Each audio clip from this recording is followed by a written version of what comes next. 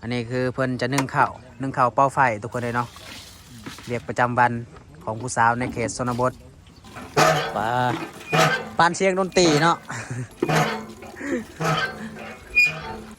ตักน้ำนี่ตั้งแต่จักปีมนุษย์แล้วประมาณ5 ปีเนาะแม่น5 ปี 6 ปีนี่ก็ใส่เวียกใช้งานพ่อแม่แล้วเด้อทุกคนในชนบทเนาะ1 2 3 4 5 6 แสนกีบทุกคนเนาะขอบใจด้วยอายที่โอนเงินให้น้องขอให้อาย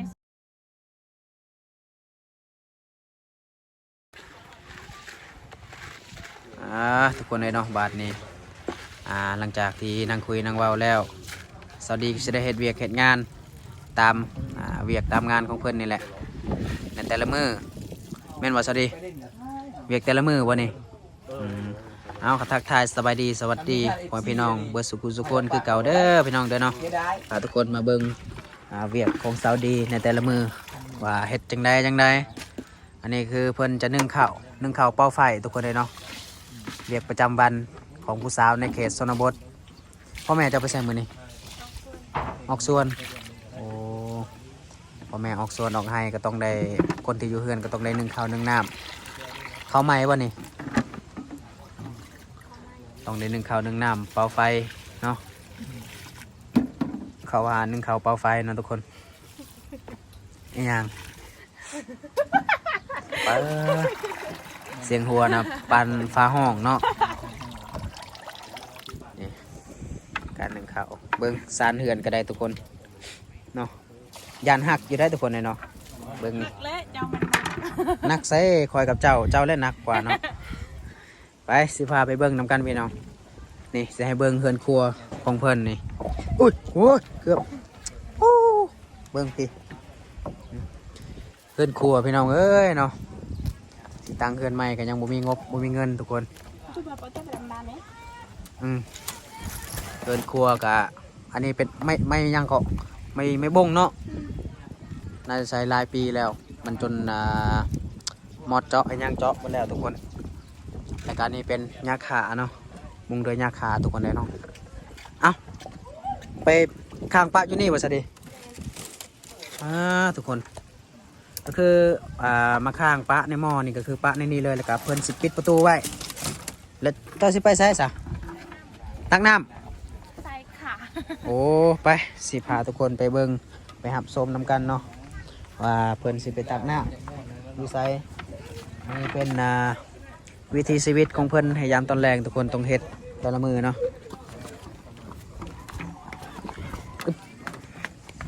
ตักอยู่ใส่น้ำมาดานมือตักบ่อน้ำมันนะอันยังน้ำสร้างที่ไปตักเป็นน้ำกินนะโอ้ไก่โพดโอ้บรรยากาศหนาวเลยเนาะแต่ว่าบ่มีคนกอดนี่แต่ยากคือกันหนาวๆนี่เนาะเป็นจังได้ก็ว่าแบบบ่มีคนกอดตลอดมันเป็นยังไงบ่มีคนจีบเลยบ่ขี้ลายขี้ลายมึงได้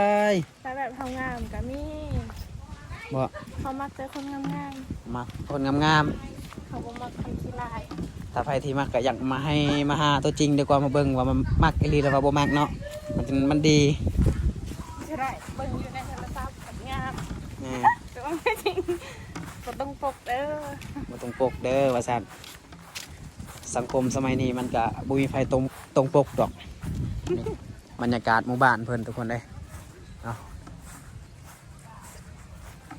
บรรยากาศหนาวๆเพื่อนในเขตนี้ก็สิแตกต่างจากหมู่บ้านบ่กวยจักหน่อยเนาะถ้าเป็นเขตของหมู่บ้านบ่กวยจะบ่มีดอกที่เขาแอมฝาแอมเป็นแบบนี้เนาะฮู้อยู่บ่เอาไม่เหี่ยวไม่ยังแต่ว่าบ่มีดอกทุกคนบรรยากาศดีใช้ชีวิตแบบเรียบง่ายทุกคนโอ้ทั้งคนคักขนาดวิวเนาะวิวงามๆมาฝากมาตอน FC หลายคนได้เบิ่งได้รับชมนำกันเฮือนหลังนั้นอาจจะเป็นเฮือนเก่าแก่เลยทุกคนเนาะที่พระเจ้าแอมฟ้าแอมนะตั้งขึ้นแม้นจะเป็นเฮือนเก่าแก่เฮือนสมัยแต่เก่าได้เนาะใส่ให้มากคอยสิสูบให้นี่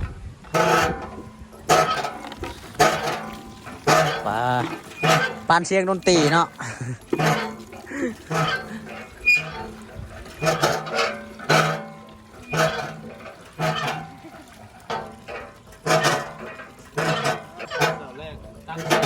ไปใส่ไป ตอนเช้าก็มาตักบ่ตอนเช้านะโอ้มาช่วยหน้าอยู่พี่บ่แล้วก็ตักน้ำเลยอ้าวเต็มเป็นที่เรียบร้อยบรรยากาศดีเนาะในยามตอนแรงทุกคนเลยเนาะเบิ่งบรรยากาศอยู่บ้านเพิ่น เบ้าได้สำนีเนาะคู่น้อยเพิ่นประจักษ์สำหรับคนดี ขูดซีและซื้อให้ สำหรับซาวดีเนี่ยต้องคุใหญ่ๆเนาะเป็นตอนเราไปไทยมาหายบ่นี่ แม่น ทางอะไรยังทางกระเล็ดนะมันจึงได้ เออ โอ้ยไฟสีแดง ขนมปิดทั้งปิดเท่านี้ แบบนั้นแล้วมันจึงได้ มันหนักไฟสีแดง ตักน้ำนี่ตั้งแต่จักปีตีหาบน้ำแบบนี้นะ ได้หาเดือน เฮ้ยจัง ประมาณจื้อความได้บ่ แม่ด้วยความได้แล้วก็ต้องไปคอยพ่อแม่ มนุษย์แล้วประมาณ5 ปีเนาะ แม่น5 ปี 6 ปีนี่ก็ใส่เวียกใช้งานพ่อแม่แล้วเด้อทุกคน เล็กน้อย ในชนบทเนาะ ต่างจากน้ำเมืองเขาได้ไปดู เพราะว่าพ่อแม่ไปให้ไปสวนเฮาก็ต้องเฮ็ดเนาะเวลาอยู่เฮือนถ้าบ่เฮ็ดนี่โอ้พ่อแม่ไล่ตีเด้เพราะว่าเฮายังน้อยเด้ บ่ใส่เองเพื่อนบ่เฮ็ดกะบ่มี แต่ว่าตอนแบบตอนน้อยตอนอายุ5-6 ปีน่ะก็มีแหละที่บ่อยากเฮ็ดเนาะเพราะว่าเด็กน้อย มันเป็นเด็กน้อย มักไปลิ้นและเลาะลิ้น ยายฉันก็บอกว่าบ่เห็ดเนาะ ไงซำนี้ก็ บ่เห็ด มีแต่อยากเฮ็ดแล้วบัดนี้ ต้องเฮ็ดตลอดนี่เหรอ บ่พักบ่เศร้า บ่พักบ่เช้า เฮ็ดตลอด สาวดีนี่มักเฮ็ดตลอดเนาะ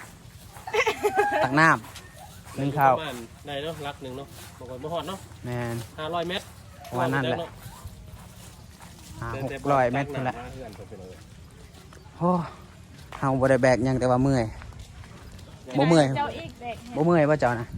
บ่เมื่อยแล้วมีเจ้าไปน้ำมีเจ้า โอ้ยคอยมีกำลังใจเด้ บ่แม่นเจ้าได้มีกำลังใจ ยันไปยันเรียกบางที อืม เจ้าหน้าที่หายว่า ก็เลยมา อยากเฮ็ดเนาะเพราะว่า ก็เลยถ่ายให้ FC ได้เบิ่งซื่อๆบ่ มาแล้ว เวียกประจำวันทุกคน หน้าแดง มันก็ลำบากแน่เนาะบ่มีน้ำเป็นของตัวเองเนาะ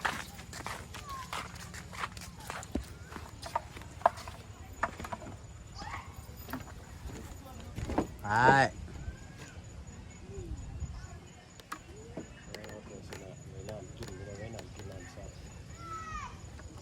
น้ำกินน้ำใสของเพิ่นโอ้มาหอดเหือนหอดซานเป็นทีเรียบร้อยแล้ว นี่แหละเหือนซานของเพิ่น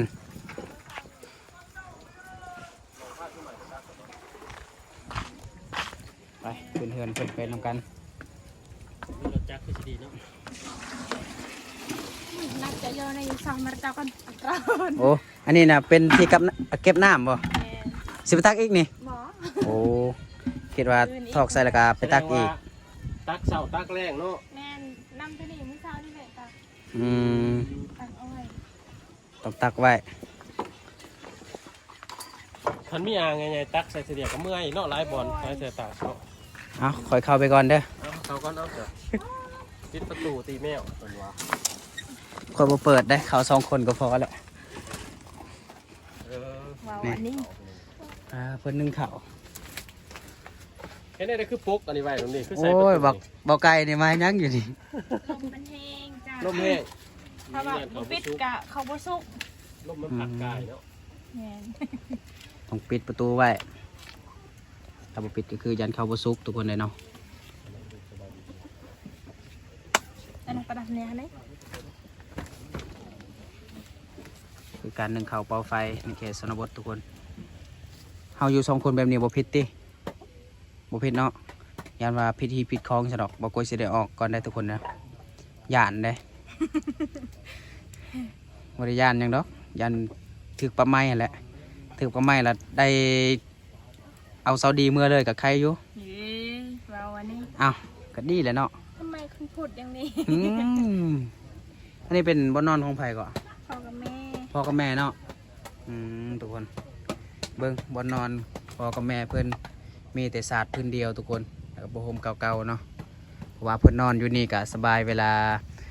ตอนเช้าก็สิได้ลุกมานึ่งข้าวนึ่งน้ำเลยเนาะทุกๆเช้าแม่เจ้าเป็นคนนึ่งข้าวบ่ บนเธอแม่บนเธอพ่อ โอ้พ่อกับแม่เขาสิเปลี่ยนกันเนาะแล้วตอนแรกเป็นเจ้า เวลาเพิ่นไปเวียกไปงานเนาะ คนอยู่เหือนก็มีแต่ห้อยนี่แหละ โอ้ทุกคน ตอนแรงก็ค่อยเฮ็ดตอนเช้าเฮ็ด อืม นั่งเฝ้าแบบนี้บ่น้องนี่ แม่น จนมันสุกบ่ได้เนาะ บ่ข้อถามเนี่ยแบบเป็นหยังตรงนั่งเฝ้าแบบนี้เขาสำคัญปานนั้นบ่ข่อยเป็นแค่สำห้อง บ่เจ้าสำคัญกว่า ว่ากับมาเฝ้าย่านฟื้นมันตกใส่ แม่น บ่ปวดเชิงใส่ อันหนึ่งครับ ตามก็คิด ก็คือแบบเป็นตาย่านขนาดเนาะย่านแบบไฟมันตกใส่ แป๊บน้อยหนึงเนี่ยก็เซ็ตตัวได้พี่น้องเอ้ยเพราะว่าเป็นเลขเก่า แม่น ก็ต้องได้นั่งเฝ้าประมาณจังนาทีน้องนี่ยังสุกได้บ่ประมาณ30นาทีก็สิประมาณนั้นเนาะ หลังจากนึ่งข้าวแล้วก็มีหยังแบบเฮ็ดอยู่ขอกินบ่อาหารหยังนี่ บ่มี บ่มีอาหาร อ้าวพ่อแม่มาแต่ให้ที่สวนเพิ่นสิกินหยังซะ ก็อดตอนแรงฉันลายบ่ได้กินเลยตอนแรง โอ้ ข้าวแรงบ่กิน เพราะว่าบ่มีแนวกินถ้าแบบ เฮ็ดเวียก ไป เมื่อ หาย ๆ หน้ำใหม่ นี่ ก็ได้กิน อดนอนบ่มีอาหารทุกคนเลยเนาะ หลายมีหน่อไม้ก็กินหน่อไม้ได้เนาะ แม่นหน่อไม้ย่างอยู่ติหน่อไม้ยามนี้นะ ย่างแต่ ย่างเนาะ ไปหา เออต่างคนต่างค่าเวียกน้องเอ้ย หยังก็ยังบ่หลายเนาะก็สิหายากนี่แหละ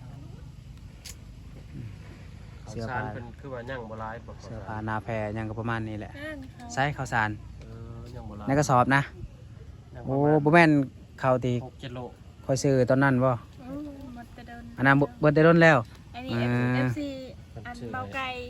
FC เบาไก่ซื้อให้ตัวนี้ เพราะว่าบ่ได้มาหาเพิ่นน่ะเป็นเดือน2 เดือนแล้ว มันก็เบิดแล้ว ไปเลยจ้ะ หายแล้วช่อง YouTube ปิวแล้วเนาะ กลับมาเริ่มใหม่พี่น้องเอ้ย กลับมาเริ่มใหม่เริ่มจากศูนย์เนาะ คนหาใน YouTube ก็บ่เห็นบ่กดพาลุยเนาะ บ่เห็นเลย FC บ่ได้ถามจ้ะบ่ บ่มี FC ที่มีเฟซกันก็ถามอยู่ เออ แต่ส่วนหลายเขาบ่ถามเขาน่าจะบ่ฮู้แหละ อืม นี่แหละทุกคน น้องนี่เคยนอนบ่อยู่นี่ นอนแบบว่าเวลาลูกบ่สบายก็นอนน้ำพ่อแม่ให้พ่อแม่เอาซอยลูกแล้วก็เปลี่ยนกันเอาบางเทื่อค่อยนอนแล้วก็แม่อีกเอา เปลี่ยนกันอยู่เปลี่ยนกันเอาเนาะ แม่นเวลาลูกบ่สบายแล้วค่อยบ่นอนอยู่หั่นนอนอยู่นี่นอนกับพ่อแม่ บ่มี เข้าใจอยู่ตัวนี้ บ่มีพ่อของลูกเนาะเลยยาก แม่บ่เคยเวลาเล็กน้อยบ่สบายโอ้ทรมาน หับสมัครด่วน บ่ไอนเลย เอ้าผู้มีลูกมีเมียกันยังเปลี่ยนกันนอนเปลี่ยนกันเอาแล้วอันนี้น้องนี่บ่มี อันลูกบ่สบายเท่านี้ผู้เดียวค่อยเลยแบบว่าบ่กล้าแบบพระเจ้าเฮ็ดเวียกขนาดพ่อกับแม่บ่ได้พักเลย เอาเมื่อยเนาะ แม่นอยู่ผู้เดียวแล้วก็จนสอดแจ้ง3คืนพุ่น อยู่ผู้เดียวจนสิ้นแล้วเนาะก็ยังอยากได้ความฮักอยู่เลยแต่บ่มีไผมาจับมาจีบมาจองเนาะสมัครด่วนบ่ อัน FC ให้ค่อยให้บ่จังมาจีบค่อยบ่มื้อหน้าค่อย ให้ สิ บีบ ให้ น้ำตา อีก ก่อนเนาะ ให้บีบน้ำตาก่อนบ่ คนแทนกำลังต้องการ ใช่ได้นะแต่บอลนี่บ่มีอันนั้นเนาะตรงนี้เนาะบ่มีปลาเสือเนาะบ่มี แม่ หยังบอล น นอน ก็คือบ่มีหยังเลย มีแต่ศาสตร์กับผ้าห่มพี่น้องเอ้ย หนาวๆนี่ก็โอ้ยลมหนาวๆเนาะลมหนาวๆนี่ ลมบ่ขึ้นตาม ทาง คลอ ทางอันนี้ หนาวคักทุกคน พี่น้อง FC ผู้ใดใจดีซื้อให้ทางพ่อกับแม่เพิ่นแน่บางเทื่อก็น้องดีก็นอนนี่แหละก็น้องหอมเพราะว่าเวลาขายเวลาหนาวแล้วมันพากันมานอนอยู่นี่บ่ได้นอนอยู่ในห้องคันใดบ่หนุ่มๆยามหนาวนี่คือสิมีแฮะข้าวไหม้ที่น้องดี เขาไม่ หนึ่งบ่โดนเนาะข้าวไหม้ข้าวเดียวก็คือสิสวยได้ เรือนสารในชนบทแบบดังเดิมการใช้ชีวิตทุกคน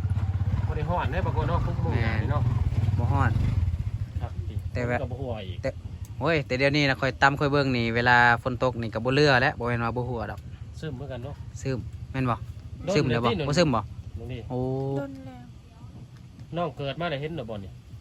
ขยายแล้วเขา ไงล่ะเขาเฮ็ดใหม่ อื น่ะ ม แต่แบบว่ายามคันว่าลมแห้งกะอยู่บ่ได้แล้ว ลมแห้งคือว่านั่นนั่นแหละบ่กล้าอยู่เนี่ยนั่นแห เพื่ ละ อน มือ เพื่อนตัวนั้นก็คือกันค่ะว่าลมแห้งกับบ่กล้าอยู่นั่นตารางตลอดคันว่าลมแห้ง ป้าทุกคนเลยเนาะ อดเนาะบ่เคยจะน้อยกัน มีแต่ สิ อดไปเรื่อยแล้วก็ถ้าค่อยถึกเลขก่อน โอ้ย เนาะ ถึกเลขถึกเลขลืมข่อยว่าจักเนาะ อันนี้ โทรหาขอบ่รับซัมบอก ไปเปย์ผู้สาวงามๆพุ่นแหละได้เงินหลาย เว้าหยอกเว้าม่วนเพิ่นทุกคนเลยเนาะก็มีแต่ทาผู้ใหญ่ใจดีได้เบิ่งคลิปได้เห็นถ้าคิดเห็นสงสารแม่น อุ้ยคำไปปลายเก็บมาขายเรือเล็กแม่เนี่ยปรับมักสาว เอาสาธุซะตั้งแต่เกิดมาบ่เคยซื้อเลข แบบได้ยินว่าคือแบบสมมุติว่าน้องได้เพื่อนใหม่แล้วน้องจะคลายเครื่องบ่ แม่นเราอยากของไฟ พันจะคลายเครื่องแต่บ่มีเงินจะกินจะเสียได้ ยังบ่มีต้นทุนเนาะ แม่น ขายหยังขายเครื่องนะ ขายขนมขายอหยังเกี่ยวแบบน้ำมันรถ ขายขนมขนมเนาะ ขายเครื่องทั่วไปเนาะ อืม แบบเครื่องอาหารการกินนี่เนาะบางคนเนาะแม่ผ่านทั่วไปคักๆ แม เด้ น อยู่เขตนี่ก็สิมาซื้ออยู่นี่เบิดนั่นแหละเพราะว่าบอลซื้อก็ใกล้เติบได้อยู่พุ่น แมนแมนแมน ของไทยซาวเนี่ยซาวหลาเนี่ยพี่น้อง เสาลา ส่วนลายเขาจะเอาไปซื้อยูฮันเวียดมันเขาตั้งซิงอันนี้เวียดขายบุฟเฟ่ แม่นเด้เดี๋ยวเขาจะขายเอาทุนน้อยหนึงแต่ว่าในห้างนี่เขาขายตัดหนาเนาะ แมน แต่ว่าเขาตั้งอยู่นี่ก็โอเคพี่น้องความฝันเพิ่นอยากเปิดร้านขายเครื่องถ้าว่ามีเครื่อง คือสิดีอยู่ แต่จังถาเบิ่งต่อไปพอได้เก็บได้กำเล็กๆน้อยๆเนาะซื้อเกลือเป็นนัวพี่น้องเอ้ยแต่บ่มีทุนเพิ่นว่ากันว่า FC เพิ่นใจดีเพิ่นอยากสิซอยดอกซื้อนั่นซื้อนี่ก็สิบ่หลายติลงทุนก็ประมาณเริ่มต้น5ล้านก่อนเนาะหรือว่าล้านหนึ่ง2ล้านก็ได้อยู่ที่ตรงนี้เนาะซื้อขนมซื้อหยังมาเฮ็ด ได้น้อยก็ซื้อมาน้อยก่อน คอยเติมพัฒนาหน่อย ข่อยก็ยังลืมจากศูนย์แล้วเดี๋ยวนี้ ลูกยังน้อยกะขายเครื่องนั่นแหละพอได้ดูแลลูกแต่ตอนนี้ไม่ได้ขายแล้ว ลักถ้าเจ้าเปิดห้านนี่ลูกค้าแบบลูกค้า VIP น่ะก็คือน้องฮ้อมมันแหละสาวฮ้อมน้องฮ้อมมันแหละ ประจำตลอดเนาะ แม่ เป็นลูกค้าประจำเลยแหละ สิได้ขึ้นสิลุกขึ้นก็จะได้แล้ว ก็ตอนนั้นตอนลูกข่อยยังบ่ทันใหญ่ได้ประมาณ 2-3 เดือนข่อยขายเครื่องขายดีแบบบ่ได้ขายลาย ส่วนร้ายจะขายหยัง ขายเบียร์ ขายเบียร์ ขายเบียร์ เบียร์กับเบียร์ เบียร์กับมาขนม ขนมโอ้ โอ้เบียร์กับข นั่น น นี่ มเนาะ แม่นแหละสุหมายมาสุดทบีบนะฮะน้องเห็นดูเก็บเบียร์น้องต่างอย่างคิดว่าสุน้องมากินบ่น้องขายผู้เดียวบ่หรือขายกับไผ ขายกับหมู อ๋อ แล้วฉันลายไปขายผู้เดียว น้องเอ้ย โอ้ยตอนนั้นกะคนมาตลอดเขามากินเบียร์ โอ้ ก็พอได้ขายเนาะ แม่นตอนนี้ไม่ได้ขายแล้วเพราะว่ามีอยู่เขาจะเอามาถามแต่คนไม่ได้ขาย เป็นยังคือบ่ได้ขายแล้ว ตังค์ฉันหมดแล้ว เออ เงินบ่ ตั คือ บ่มี เงิน เขา เบิด กิน ว่าง่ายๆนะบ่มีเงินเนาะ แม่น อืม ถึงช่วงมีข้าวกินก็สิยังอยู่เงินเนาะเพราะว่าบ่ได้ซื้อข้าวพี่น้องเอ้ย ว่า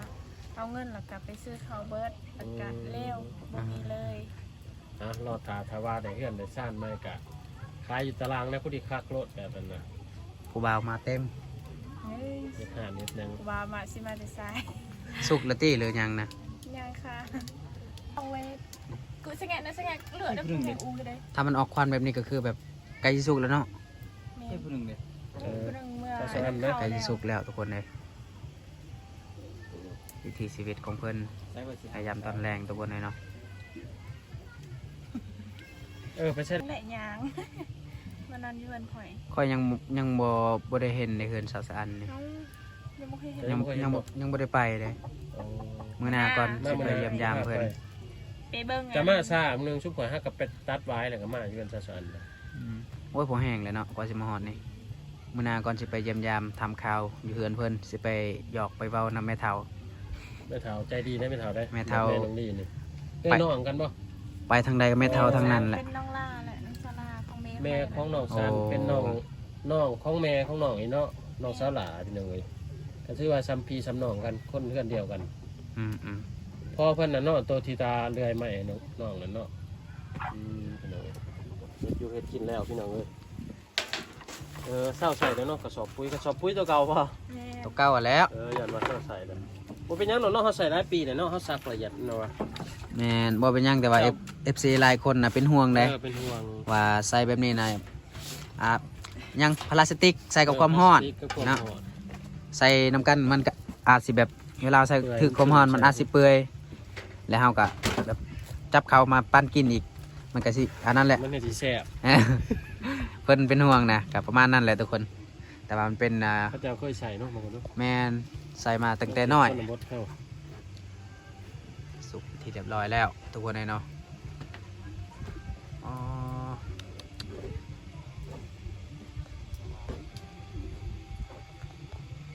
สุกแล้วแต่ว่าบ่มีแนวกินเพิ่นว่าบ่ฮู้ว่าเสร็จอยู่พอกินยังให้พ่อแม่เพิ่นได้กิน มาคนตรวจเนาะ แม่น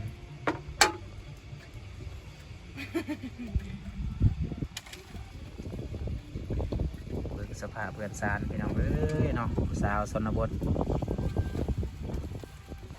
กินเบิดบ่ตอนแรงนะเบิดเลยบ่กินนะฮอดตอนเช้าพูดฮอดมื้ออีกเนาะเอาไปอุ่นใหม่กินเบิดซะดอกนี่คือวิถีชีวิตของเพิ่นพี่น้องสวยครับ คาบเดียวว่านี่น้องนี่ กินมาเบิดเลย มื้อแล้วอุ่นเน่าบ่ แม่ เออมีอาหารยังมาแรงนี่บ่มี บ่มีเพิ่นว่าบ่มีหยัง ตำแจ่วเผ็ดกินกับมะเขือเท่านั้นแหละ จำแจวเอา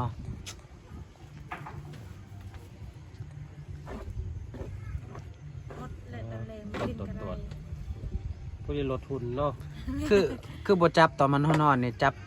กำหนึงแล้วก็เอามากินโลด ให้มันเป็นหยัง ให้มันลวกปาก ก็หยอกเด้อ กินอิ่มแล้ว ต้องมีให้มันกินก่อนเนาะเอาข้าวติ๊บเลยบ่ได้บ่แต่มันอายมันบ่เบิดน่ะ เอาใส่ติบเลยเป็นยัง มันแห้งห่อนเนาะแห้งยันว่าคือว่ามันเป็นอายโพดบ่ยันเขาเปื่อย ยายมันปะอุย มันยังปุ้ย แต่มันเสียบ่ เท่านั้นตรงระเลียว บ่ฮู้ ขันเอาแค่หนึ่งตะย้ายๆเป็นไรกาวเมย์กูก็ไม่ได้จังคือนะขณะคือกูไปย้าย จักเราเอาหยังเนาะทุกคนเนาะ ขอแห้งไปบ่เป็นเลยบ่คุย จังกับเบาไทยเนาะแต่แพลนโรแต่ประมาณนั้นนานดอกทุนจะอะไรเยอะ เป็นนะพวกเราอยู่นี่ในพื้นฐานเราอยู่นี่ เบาไทยมันเป็น คอยก็ตั้งบ่เป็นในนั้นนอกจากภาษาลาวแล้วยากๆก็ภาษาอังกฤษภาษาจังคือกัน ก้อยเนี่ยแห่งกระติกเพิ่นมาเป็นภาษาแล้วท่าน ไอ้หยังข่อยเป็นเบิดนะข่อยภาษาหยังข่อยก็เว้าได้เบิด เขายังมีเขายัง ในติบก็ยังมีอีกโอ้อันนี้น่าจะบ่ได้ใส่ติบบ่นี่ปะในนี่เลย ฮัลโหล โอ้ยทุกคนเลยใส่ติบข้าว พ นะ อไว้ก็นั่นเลยบ่ เมน โอ้ ยังมีเขา โอ้ในติบนั้นยังมีอยู่ข้าวนั้นยังมีอยู่เนาะก็เลยแบบบ่ได้ใส่ติบอันนี้นะปะในนี่เลยเนาะ อุ่นตัวเก่าใส่คือว่า1ไม้ใช่ ยันเขากินเบิร์ดจะได้เขาก็ให้เองนึงเขา โอ้มันยังบ่หลายเนาะ อืม นั่นน่ะเป็นเลยคือว่า เด้อ อาบน้ำอยู่เนาะโอ้ อาบแต่เช้าเพิ่นบ่มื้อนึงอาบเทื่อนึง ห่อใส่ในมวยเลย โอ้ยนานๆนี่อ้ายเพิ่นอาบ3มื้อเลย เรียบร้อย แห่งอาบ นะ ตลอด ตามวิถีชีวิตน้องก็สีประมาณซำนี้แหล้ว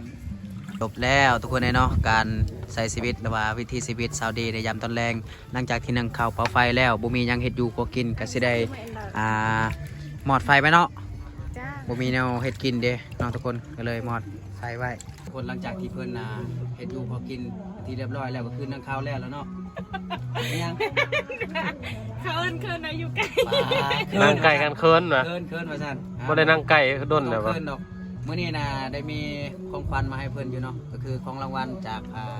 ผู้ใหญ่ใจดีจากฝั่งไทยเนาะทุกคนให้รางวัลคนดูมั่นเนาะที่ขยันเฮ็ดเวียกเฮ็ดงานเนาะทุกคน แม เนาะ นแมนแมน ได้มีผู้ใหญ่ใจดีจากฝั่งไทยฝากเงินมาให้เพิ่นพอได้ซื้อเกลือพริกนัว1 2 3 4 5 6แสนกีบทุกคนเนาะก็คือ 1,000 บาทได้อยู่6แสนกีบเนาะก็สิได้มอบให้ซาวดีเพิ่นเลยเนาะ จำพ่อน้องดีว่าฟันนี่สิถึกเลขอยู่วะ ดีใจบ่ แม่บ่คิดว่าสิได้เงินมื้อนี้ คิดเลยบ่ โดย นอนกลางคืนน่ะบ่ได้ฟันจังตี้ อาซ่าอาซ่า ยันว่าฟันสิถึงเลข นี่ทุกคนได้เนาะสิได้มอบให้ซาวดีเพิ่นเลย ให้ไปซื้อเกลือพริกนัวหรือว่าสิไปเฮ็ดหยังก็แล้วแต่เพิ่นเนาะซื้อเสื้อผ้าลูกยามหนาวก็แล้วแต่ให้เพิ่นรับแล้วก็ให้เพิ่นอวยพรให้ผู้ใหญ่ใจดีที่ฝากเงินมาให้เนาะครับจับเอาขอบใจเพิ่นอวยพรให้เพิ่นแน่ ขอบใจเด้ออ้ายที่โอนเงินให้เรา เห็นยัง เฮ้ยเนาะ ขอบใจเด้ออ้ายที่โอนเงินให้น้องขอให้อ้ายสุขภาพแข็งแรงขอให้อ้ายร่ำรวยและอันดับ ไปกำลังนั่งส ก็ บายได้ ประมาณนั้นแหละเนาะเพิ่นก็เว้าลาวบ่ค่อยเป็นแน่อุปกรณ์บ่ค่อยเป็นแน่เนาะบ่ค่อยก็ต้องขอบใจผู้ใหญ่ใจดีจากฝั่งไทยหลายๆเนาะที่ฝากเงินฝากคำมาให้เพิ่นพอได้ซื้อเกลือพริกนัวนี่แหละเนาะขออยู่ดีมีแห้งสุขภาพแข็งแรงขอให้ร่ำขอให้รวยเด้อขอให้ได้คืน100 เท่าพันเท่าเนาะสาธุเด้อพี่น้องเด้อเนาะและคลิปนี้บ่ค่อยก็สิได้จบเพียงเท่านี้เลยเนาะฝากกดไลค์กดแชร์กดติดตามซองใหม่ของบ่ค่อยไว้เนาะแต่ว่ายังบ่รู้จักว่าซื้อซองจังไดเนาะทุกคนมีแต่ถ่ายคลิปไปก่อนเนาะว่าช่วงนี้นะไฟไหม้บริษัทแล้วไฟไหม้เนาะ เกินช็อต คลิปนี้ก็สิได้ลาไปก่อนพี่น้องเดี๋ยวเจอกันใหม่เด้อขอกลับเข้ามาสบายดีเด้อพี่น้องเด้อบ๊ายบาย